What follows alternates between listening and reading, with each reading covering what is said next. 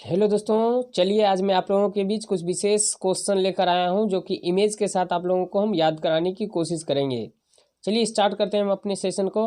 पहला है कि विश्व का सबसे ऊंचा जलप्रपात कौन सा है? नियाग्रा जलप्रपात, एंजिल जलप्रपात, जोग जलप्रपात या ककोलत जलप्रपात। जलप्रपात को झरना के नाम से भी जाना जाता है। ये जो है विश्व का सबसे ऊंचा जलप्रपात एंजिल का जलप्रपात है, जो कि ये वेनेजुएला देश में है। वेनेजुएला देश में स्थित जलप्रपात है वेनेजुएला। और ये जो है कोरोना नदी पर स्थित है। कहीं कोरोनी या कोरोना लिख देता है, कोरोना नदी पर स्थित है। विश्व का सबसे लंबा ये ऊंचा जलप्रपात या झरना है।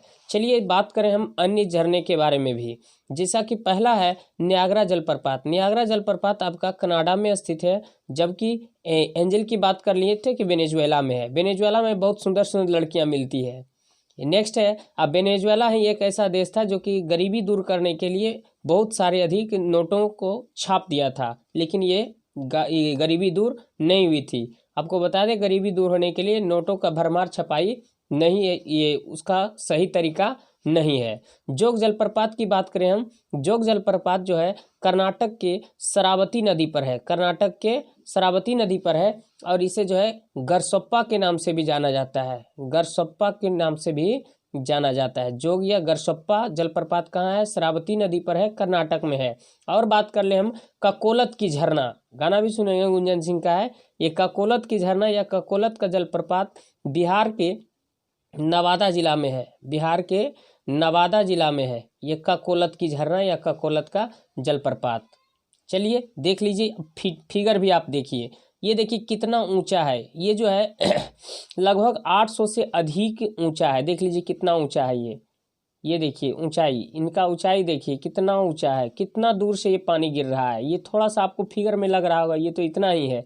ये बहुत दूरी से ये पहाड़ से गिर रहा है ये झरना। चलिए हम नेक्स्ट बात करें, नेक्स्ट क्वेश्चन की ओर। उम्मीद करते हैं कि आपको याद हो गया होगा कि एंजी जलप्रपात वेनेजुएला में है, कोरोना नदी पर है। ये सबसे ऊंचा जलप्रपात है। अगला है कि भारत की पश्चिम से पूर्व की दूरी कितनी किलोमीटर है? पश्चिम से पूर्व की दूरी, चलिए फिगर देखिए, उसके बाद आप आंसर तुरंत बता दीजिएगा। ये देखिए भारत का मैप है हमारा। यहाँ देखिए ये जो है उत्तर, ये क्या पूछा गया था? पूर्व से पश्चिम। तो यहाँ देखेंगे पूर्व से पश्चिम की दूरी जो है यहाँ लिखा हुआ है आपका 2933 किलोमीटर है। पश्चिम से पूर्व की दूरी, ये भारत आपका मानव आकार का है। ये जो है पश्चिम, ये देखेंगे ये पूर्व है, ये पश्चिम है। पूर्व से पश्चिम की दूरी 2933 किलोमीटर है। जबकि हम बात करें आपका उत्तर से दक्षिण की दूरी, तो उत्तर से दक्षिण की दूरी जो है 3214 किलोमीटर है। तो दोनों तरह से क्वेश्चन पूछा जाता है कि भारत का पूर्व से पश्चिम की दूरी कितनी है? तो पूर्व से पश्चिम की दूरी जो है, पूर्व से पश्चिम की दूरी, ये आपका पूर्व से पश्चिम की दूरी कितना है? 2933 किलोमीटर। जबकि हम बात करें ये उत्तर से दक्षिण की दूरी जो है 3214 किलोमीटर है। 3214 किलोमीटर है। कोई दिक्कत क्या? तो ये इसका एग्जैक्ट आंसर हो जाएगी। और इसके बारे में थोड़ा सा जान ले हम कि ये देखिए भारत में जो है समय मानक का जो ये देशांतर रेखा है, ये 82.5 डिग्री पूर्वी देशांतर रेखा है। ये जो है हमारे यूपी के यूपी से होकर गुजरी है, यूपी के नैनी से होकर गुजरी है। 82.5 डिग्री उत्तरी, ये पूर्वी अक्षांश, पूर्वी देशांतर रेखा, 82.5 डिग्री पूर्वी देशांतर रेखा, ये हमारे भारत का ये मानक देशांतर रेखा है 82.5 डिग्री। इसी से सभी जगह ये आपका समय का निर्धारण होता है। तो ये देखिए भारत का क्वेश्चन का आंसर अब आप लोग खुद दे सकते हैं कि भारत की पश्चिम से पूर्व की दूरी कितनी है। तो पश्चिम से पूर्व की दूरी यानी कि यहाँ याद कीजिए, पश्चिम से पूर्व की दूरी ये वाला पश्चिम से पूर्व, जबकि उत्तर से दक्षिण क्या था? तो पश्चिम से पूर्व की दूरी जो है 2933 किलोमीटर। तो इसका आंसर क्या हो जाएगी? ये 2933 किलोमीटर। जबकि हम बात किए थे किसका? उत्तर से दक्षिण की, तो ये है 3214 किलोमीटर। कभी कभी ऐसे क्वेश्चन पूछता है कि भारत की लंबाई कितनी है? तो 3214 होगा, ये ना कि 2933। लंबाई जब भी होती है तो अधिकतम होती है। नेक्स्ट, अगला है इनकलाब जिंदाबाद का नारा किसने दिया था? इनकलाब जिंदाबाद का नारा किसने दिया था? मोहम्मद इकबाल, चंद्रशेखर आज़ाद, सरदार भगत सिंह, सुभाष चंद्र बोस। तो ये जो है इनकलाब जिंदाबाद का नारा जो है देने वाले थे सरदार भगत सिंह। सरदार भगत सिंह जो है ये सॉन्डर्स को हत्या किए थे, है ना, सॉन्डर्स को मारने वाले थे, सॉन्डर्स की हत्या किए थे, लाला लाजपत राय के बदला लिए थे 1928 में, जबकि भारत साइमन कमीशन भारत आया था। चलिए फिगर से थोड़ा सा समझने की कोशिश कीजिए। ये देखिए हमारे वीर भगत सिंह ये जो है इनकलाब जिंदाबाद का नारा दिए थे, है ना, और 23 मार्च 1931 को इनको फांसी दे दी गई थी लाहौर जेल में। इनके साथ अन्य दो साथी थे, ये राजगुरु और बटुकेश्वर दत्त। इनके बारे में बहुत सारे घटनाएं हैं। फिलहाल ये क्वेश्चन हम आगे बढ़ते हैं लेकर। भारतीय रिजर्व बैंक की स्थापना कब हुई थी? भारतीय रिजर्व बैंक की स्थापना कब हुई थी? 1935 में, 1949 में, 1955 में, 1969 में। तो भारतीय रिजर्व बैंक की स्थापना जो है 1935 में हुई थी। भारतीय रिजर्व बैंक की स्थापना कब हुई थी? 1935 में हुई थी। जबकि राष्ट्रीयकरण की बात किया जाए तो भारत का राष्ट्रीयकरण 1949 में हुआ था। भारतीय रिजर्व बैंक के राष्ट्रीयकरण कब हुआ था? 1949 में। अन्य बात करें हम थोड़ा सा 1955 में जो है SBI बैंक की स्थापना हुई थी। SBI बैंक 1955 में। SBI का पुराना नाम इंपीरियल बैंक था। और 1969 तो बहुत इंपॉर्टेंट है इकोनॉमिक्स की दृष्टि से। 1969 में 14 बैंकों का राष्ट्रीयकरण एक साथ किया गया था। अगला है विश्व का सबसे ऊंचा पठार कौन सा है? विश्व का सबसे ऊंचा पठार दक्कन का पठार, पामीर का पठार, बोलीविया का पठार या मेसेटा का पठार। तो ये जो है विश्व का सबसे ऊंचा पठार या इसी को नोट कहा जाता है। सबसे ऊंचा पठार आपका आंसर हो जाएगा पामीर का पठार। पामीर का पठार देखिए, इसका फिगर भी हम आपको दिखाने जा रहे हैं। ये देखिए पामीर का पठार है। पामीर का पठार हम उस क्षेत्र को कहते हैं जिसका कि ऊपरी सतह क्या हो जिसका ऊपरी सतह क्या हो? ऊपरी सतह समतल हो। बिल्कुल ये देखिए समतल है। ऊपरी सतह क्या हो? समतल हो। ये खड़ा ढाल इस ढंग से ना हो तो इसको क्या कहते हैं हम? ये पठार कहते हैं। जबकि ऊपरी भाग जो है नुकीला हो और 1000 से मीटर हो समुद्र तल से, तो उसको पर्वत या पर्वत कह देते हैं। नेक्स्ट अगला है रणथंभौर राष्ट्रीय उद्यान कहाँ है? रणथंभौर राष्ट्रीय उद्यान कहाँ है? चलिए हम जानकारी लें रणथंभौर राष्ट्रीय उद्यान का। रणथंभौर राष्ट्रीय उद्यान जो है आपका राजस्थान में है। राजस्थान में और कई अभ्यारण्य हैं जिनके बारे में हम चर्चा कर रहे हैं। पहला है रणथंभौर राष्ट्रीय उद्यान या पार्क। अगला है सरिस्का राष्ट्रीय उद्यान भी है। भरतपुर पक्षी विहार है ना, भरतपुर पक्षी विहार अभ्यारण्य है। और जाने हम उड़ीसा के बारे में, तो उड़ीसा के बारे में कैसे याद रखेंगे? उड़ीसा में जो है, उड़ीसा में ये 2 अभ्यारण्य है, सिमलीपाल अभ्यारण्य और आपका नंदन कानन अभ्यारण्य। कैसे याद रखेंगे? नंदन कानन अभ्यारण्य। तो ये नंदन का वाहन सिमली जो है उड़ीसा में रहता है। इस ढंग से याद रखना है, नंदन का वाहन सिमली उड़ीसा में रहता है। तो उड़ीसा में 2 अभ्यारण्य हुआ। कौन कौन? उड़ीसा में 2 अभ्यारण्य, नंदन कानन और फिर सिमलीपाल अभ्यारण्य। राजस्थान में सरिस्का अभ्यारण्य, ये रणथंभौर, भरतपुर पक्षी विहार अभ्यारण्य। मध्य प्रदेश की बात करें तो मध्य प्रदेश में कान्हा और किसली राष्ट्रीय पार्क स्थित है। मध्य प्रदेश इसे टाइगर स्टेट के नाम से भी जाना जाता है। बिहार में बात करें तो बिहार में जो है गौतम बुद्ध अभ्यारण्य है, गौतम बुद्ध अभ्यारण्य। इसके अलावा हम बात कर लें वाल्मीकि अभ्यारण्य है ना, वाल्मीकि अभ्यारण्य। कांवर झील पक्षी अभ्यारण्य जो कि प्रवासी पक्षियों के लिए ये रिजर्व है। नेक्स्ट बेगूसराय में है। विश्व जल दिवस कब मनाया जाता है? विश्व जल दिवस कब मनाया जाता है? चलिए इसके बारे में हम चर्चा करते हैं, डिटेल जानते हैं। विश्व जल दिवस जो है आपका मनाया जाता है 22 मार्च को। विश्व जल दिवस कब मनाया जाता है? 22 मार्च को। इसका आंसर क्या हो जाएगी? 22 मार्च। चलिए इसका हम कुछ और ऑपरेशन करते हैं। बी नंबर में है ये ए भी नहीं लिखा पाया है, तो इसको माइंड नहीं कीजिएगा।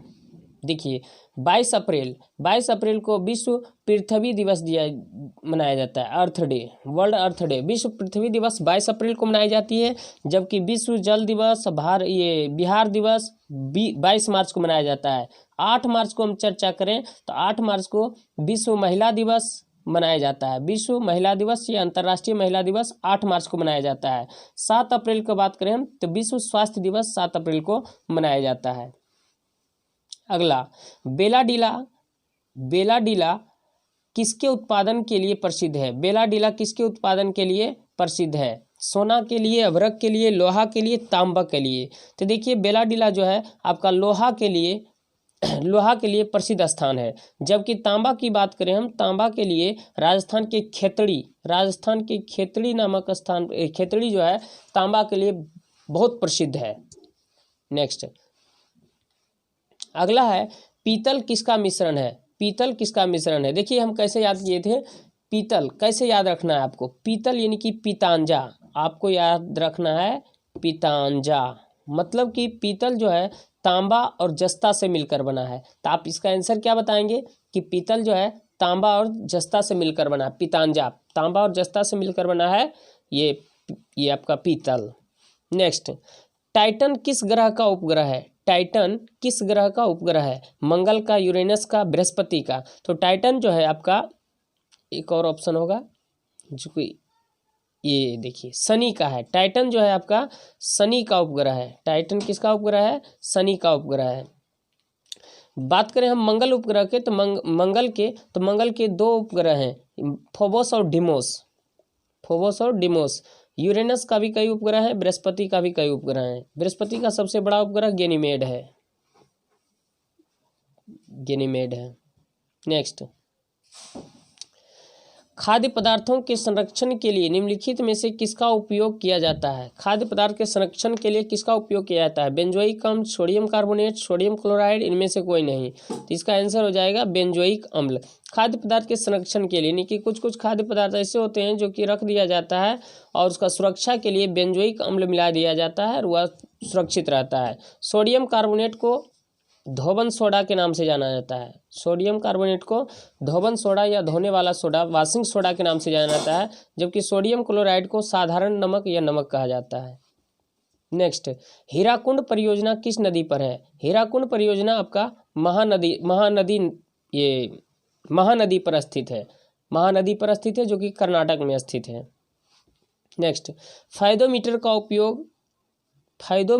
उपयोग किसे नापने में किया जाता है? वर्षा, भूकंप, ध्वनि तीव्रता, समुद्र की गहराई। तो फायदोमीटर का उपयोग जो है समुद्र की गहराई को मापने में किया जाता है, जबकि वर्षा मापने के लिए रेनगेज का प्रयोग किया जाता है। इसको हिंदी में कहते हैं वर्षा मापी।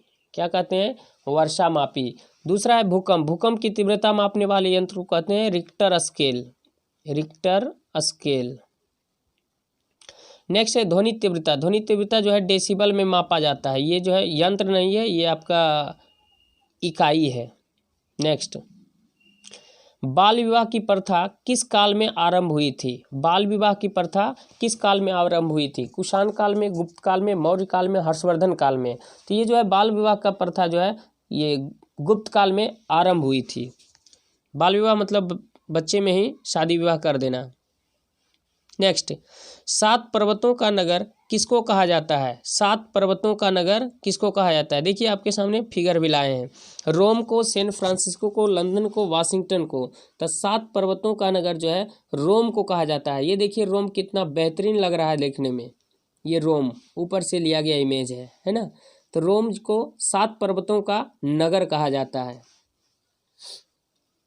इटली की राजधानी रोम है। सैन फ्रांसिस्को आपका अमेरिका में पड़ता है। लंदन ये वही ब्रिटेन है जो कि भारत पर शासन किया था। वाशिंगटन अमेरिका की राजधानी है।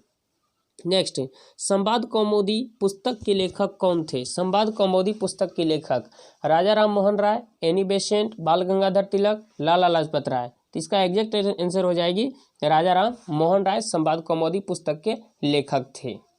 एनी बेसेंट की बात के बारे में हम चर्चा करें तो एनी बेसेंट पहली INC यानी इंडियन नेशनल कांग्रेस यानी भारतीय राष्ट्रीय कांग्रेस की पहले महिला अध्यक्ष बनी थी, जबकि बाल गंगाधर तिलक एक गर्म दल के नेता में से एक हैं बाल गंगाधर तिलक। यही जो है शिवाजी महोत्सव, गणपति महोत्सव महाराष्ट्र में शुरू किए थे। लाला लाजपत राय से एक प्रभावित क्रांतिकारी जो कि अमर रहे हैं भगत सिंह थे, और पंजाब केसरी के नाम से लाला लाजपत राय को जाना जाता है। लाला लाजपत राय जो है साइमन कमीशन गो बैक का नारा दिया था, और साइमन कमीशन के विरोध के कारण ही इनकी लाठी के चोट से मृत्यु हो गई थी। और इन्हीं के बदला के लिए भगत सिंह, राजगुरु, चंद्रशेखर ये सब मिलकर सॉन्डर्स की हत्या किया था, और उसी की हत्या के कारण भगत सिंह को 23 मार्च 1931 को फांसी हो गई थी। नेक्स्ट, 1857 का विद्रोह के समय ब्रिटिश गवर्नर जनरल कौन था? 1857 के समय Lord Dalhousie, Lord Canning, Lord Bentinck, Lord Hastings. ये जो है 1857 के विद्रोह के समय लॉर्ड कैनिंग था। देखिए, लॉर्ड डलहौजी बड़ा होशियार गवर्नर जनरल निकला। ये क्या किया कि बहुत सारे सिद्धांत लाया बेफगंत का सिद्धांत। पहले ही ये क्या किया, भारतीयों को बहुत ही तंग किया, है ना। लॉर्ड डलहौजी लिए कुछ अच्छे काम भी किए, कुछ बुरे काम भी किए। बेफगंत का सिद्धांत नहीं, हड़प नीति का सिद्धांत, डॉक्ट्राइन्स ऑफ लैप्स का सिद्धांत इसको कहते हैं, या फिर राज्य हड़प की नीति का सिद्धांत लाया था लॉर्ड डलहौजी। और लॉर्ड डलहौजी के द्वारा डाक तार और टेलीफोन सेवा भी चलाया गया था। टेलीफोन सेवा, रेल सेवा, ये सब सेवाएं भी चलाई गई थी, और बेफगंत सिद्धांत भी लाया गया था। यानी कि जिस क्षेत्रीय राजा का कोई पुत्र नहीं होता था, उसको राज्य क्या करता था, अंग्रेज सरकार, और अर्थात लॉर्ड डलहौजी क्या करता था, बेफगंत सिद्धांत के अनुसार ये हड़प लेता था। तो यही सब कारण था कि 1857 का विद्रोह हुआ था। और ये जो है 1856 में ही यहाँ से चल गया था लॉर्ड डलहौजी, अंग्रेज, ये इंग्लैंड चला गया था। और उसके जगह पर कौन आए थे, ये आपका लॉर्ड कैनिंग आया था, लॉर्ड कैनिंग। और उसी के समय में भयंकर विद्रोह का सामना करना पड़ा 1857 में, जिसमें कि मंगल पांडे ने बिगुल फूका था। नेक्स्ट, ईस्ट इंडिया कंपनी पर पहली बार नियंत्रण स्थापित किया गया था किस अधिनियम के तहत? ईस्ट इंडिया कंपनी पर पहली बार नियंत्रण स्थापित किया गया था किस अधिनियम के द्वारा? तो ये जो है पहली बार नियंत्रित किया गया था 1773 के रेगुलेटिंग एक्ट के तहत। 1773 के रेगुलेटिंग एक्ट के तहत जो है ईस्ट इंडिया कंपनी पर पहली बार नियंत्रण किया गया था। ईस्ट इंडिया कंपनी की स्थापना जो है 1600 ईस्वी में हुई थी। उस समय ब्रिटेन की महारानी थी महारानी एलिजाबेथ, और उसमें भारत के शासक थे अकबर। पहली बार जो है अंग्रेज आया था भारत में जहांगीर के दरबार में आया था। ठीक है, और जानकारी हम लोग विशेष आगे देते हैं। अगला है धोबन सोडा का व्यापारिक नाम क्या है? धोबन सोडा का व्यापारिक नाम है, ये अभी तुरंत तो ऊपर डिस्कस किए थे, ये धावन लिखा गया है, आप धोबन समझेंगे। धोबन सोडा का व्यापारिक नाम क्या है? तो sodium carbonate, sodium bicarbonate, sodium chloride, sodium nitrate. तो इसका आंसर क्या हो जाएगा? Sodium carbonate. देखिए कैसे याद रखेंगे, धोबन सोडा यानी कि धोने वाला सोडा या वॉशिंग सोडा, इसको इंग्लिश में लिखता है। धोबन सोडा कहेगा तो सोडियम कार्बोनेट, जबकि खाने वाला सोडा कहेगा, मीठा सोडा कहेगा तब सोडियम बाइकार्बोनेट। सोडियम कार्बोनेट का सूत्र होता है NaCO3, जबकि सोडियम कार्बोनेट का होता है NaHCO3। सोडियम बाइकार्बोनेट कैसे याद रखेंगे?